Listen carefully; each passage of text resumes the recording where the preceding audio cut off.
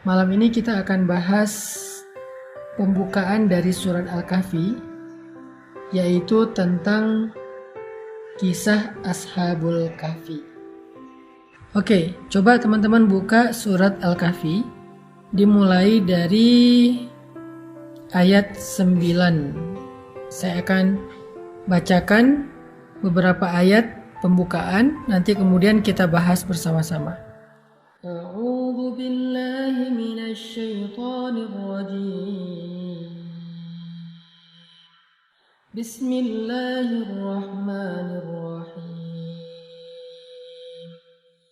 Am hasibta anna ashabal kahfi war-raqim kanu min ayatina 'ajaba.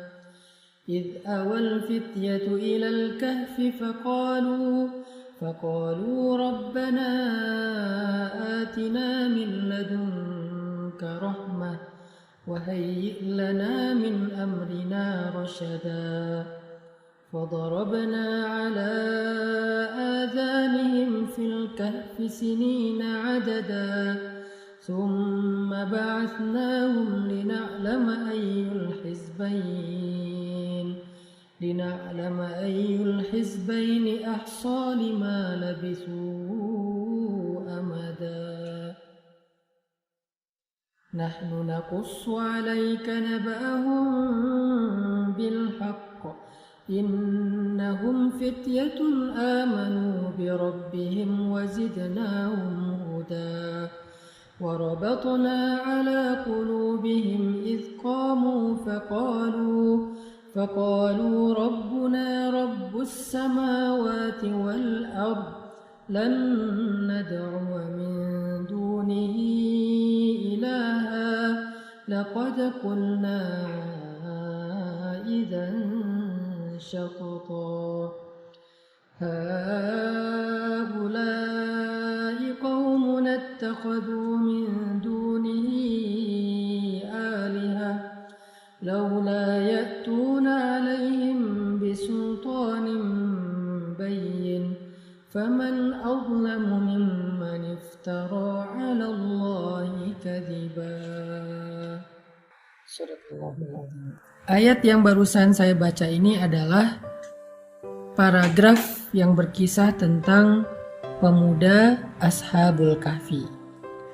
Jadi kisahnya itu Allah ceritakan dari ayat 9 sampai ayat 22. Siapa Ashabul Kahfi ini? Jadi Ashabul Kahfi itu adalah nama sekelompok pemuda. Walaupun dulu mereka nggak menamakan dirinya. Karena memang salah satu di antara semangat anak muda itu adalah membuat organisasi atau membuat komunitas. Itu salah satu tabiat anak muda. Jadi nama ini Allah sendiri yang ngasih dengan istilah yang ada tadi di dalam ayat 9, am hasibta anna ashabal kahfi war-raqim. Jadi Allah sendiri yang memberi nama mereka dengan nama kelompok pemuda yang ada di dalam gua. Yang jelas Ashabul Kahfi ini adalah sekelompok anak muda yang mendapatkan petunjuk setelah mereka bertemu dengan satu orang nabi atau orang solih.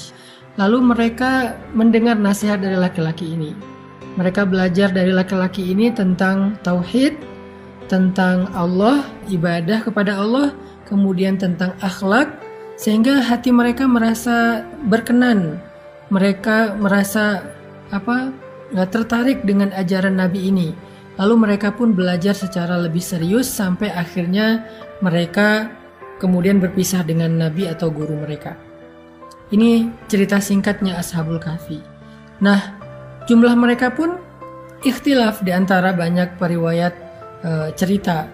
Makanya Allah katakan di ayat 22 itu sayaquluna salasatun rabi'uhum kalbuhum wa yaquluna khamsatun sadisuhum kalbuhum wa yaquluna sab'atun wa thaminuhum kalbuhum. Ada yang mengatakan jumlah mereka 3, 4 dengan anjingnya. Ada yang mengatakan jumlah mereka 5, 6 dengan anjingnya. Ada yang mengatakan jumlah mereka 7 dan 8 dengan anjingnya. Allah menjawab, Rabbi a'lamu bi'iddatihim. Allah lebih tahu jumlah mereka. Terus kenapa pemuda ini menjadi istimewa? Allah mengatakan innahum fityatun. Mereka adalah pemuda. Tapi nggak cukup segitu aja. Sehingga buat kita, kalau kita mau jadi orang yang istimewa di mata Allah, nggak cukup sekedar menjadi pemuda doang. Karena modal usia doang itu belum cukup. Modal kekuatan fisik doang itu belum cukup. Modal penampilan doang itu belum cukup. Terus yang bikin kita istimewa itu apa? Allah menjawab dengan jelas di sini, amanu bi rabbihim, iman. Jadi yang menjadikan seseorang itu istimewa lebih daripada yang lain adalah isi hatinya, iman. Allah tuh nggak ngelihat penampilan kalian. Allah tuh nggak ngelihat perbuatan atau pekerjaan kalian. Allah tuh nggak ngelihat aset atau harta kalian, tetapi yang Allah lihat adalah isi hati kalian. Di sini maksudnya apa? Maksudnya penampilan menarik itu bukan yang paling awal Allah lihat dari seseorang. Pekerjaan yang karir yang sukses bukan itu dulu yang Allah jadikan sebagai penilaian mulia atau enggaknya seorang hamba. Hartanya, simpanannya, tabungannya, asetnya banyak, bukan itu yang Allah lihat dulu. Yang Allah lihat, yanzuru ila qulubikum. Allah lihat ke dalam hati kalian. Apa maksud ngelihat ke dalam hati? Di sisi Allah, di mata Allah, orang yang di dalam hatinya ada iman, dialah orang yang mulia.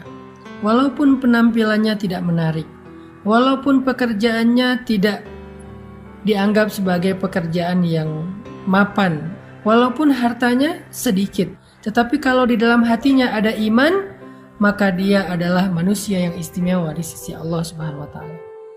Sehingga innahum fityatun, anak muda ini menjadi istimewa karena di dalam hatinya ada iman, amanu bi rabbihim. Di sini Allah lagi ngajarin kita tentang persepsi. Apa yang disebut dengan mulia, apa yang disebut dengan hina. Allah lagi ngajarin kita tentang cara pandang dalam melihat seseorang. Jangan melihat seseorang itu mulia karena penampilannya aja. Allah lagi ngajarin kita jangan sampai kita memandang seseorang itu mulia karena kagum kepada karirnya atau jabatannya. Jangan sampai kita memuliakan seseorang hanya karena hartanya. Tapi cobalah lebih dalam, muliakan seseorang karena imannya. Muliakan seseorang karena kesolihannya. Muliakan seseorang karena kebaikan hatinya. Kalau Allah memandang seseorang dengan sudut pandang ini, maka Allah ingin kita juga menggunakan perspektif ini dalam melihat seseorang. Yang perlu adalah kita tetapkan nih, perspektifnya apa dulu? Siapa orang yang istimewa di mata kita? Tanya kepada Allah. Harusnya orang yang istimewa di mata kita adalah orang-orang yang istimewa di mata Allah. Siratal ladzina an'amta alaihim. Orang yang Allah muliakan, itulah orang yang harusnya kita muliakan. Orang yang Allah istimewakan, itulah harusnya orang yang kita istimewakan. Siapa mereka? Banyak. Pertama, orang tua. Walaupun orang tua kita mungkin bawel, walaupun orang tua kita mungkin jadi beban, walaupun orang tua kita mungkin sering clash sama kita atau sama pasangan kita, walaupun orang tua kita mungkin pernah ngecewain atau nyakitin perasaan kita, tetapi Allah telah mengistimewakan mereka. Sehingga tugas kita adalah mengganti perspektif bahwa mereka itu orang istimewa dan kita layak mengistimewakan mereka. Nah, malam ini kita poin pertama membangun perspektif. Membangun cara pandang kita tentang sesuatu. Mana yang mulia, mana yang enggak. Mana yang istimewa, mana yang enggak. Ternyata caranya sederhana. Tanya aja ke Allah, ya Allah, orang mulia itu siapa aja sih? Allah jawab di Al-Fatihah, Siratal ladzina an'amta alaihim. Allah jawab di surat Al-Kahfi, Fityatun amanu bi rabbihim wazidnahum huda. Pemuda yang beriman kepada Allah, itulah orang yang mulia. Allah jawab juga di dalam surat Luqman atau surat Al-Isra, yaitu kedua orang tua. Jadi muliakanlah orang yang Allah muliakan. Itu baru perspektif yang benar.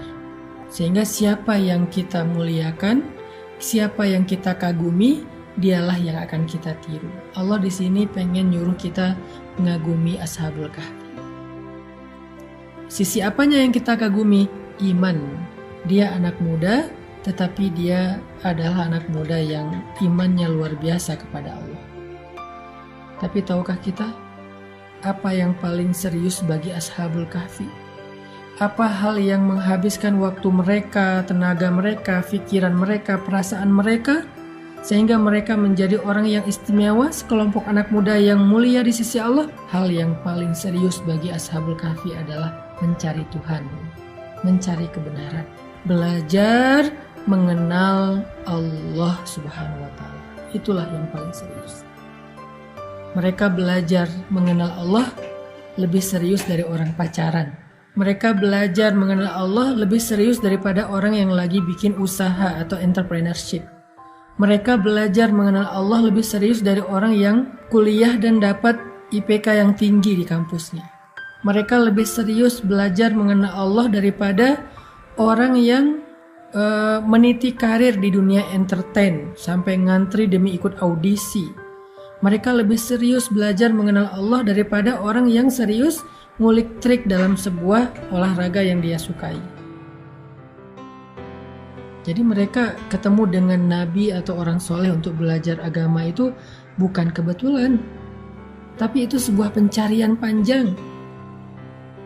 Bukan kayak lagi nongkrong tiba-tiba didatangin sama orang soleh, diceramahin terus dapat hidayah. Nggak sesederhana itu ceritanya. Mereka tuh belajar tentang Allah itu bukan insidental, nggak sengaja gitu, bukan. Bukan lewat sosial media ngedengerin One Minute Booster sesekali doang, bukan.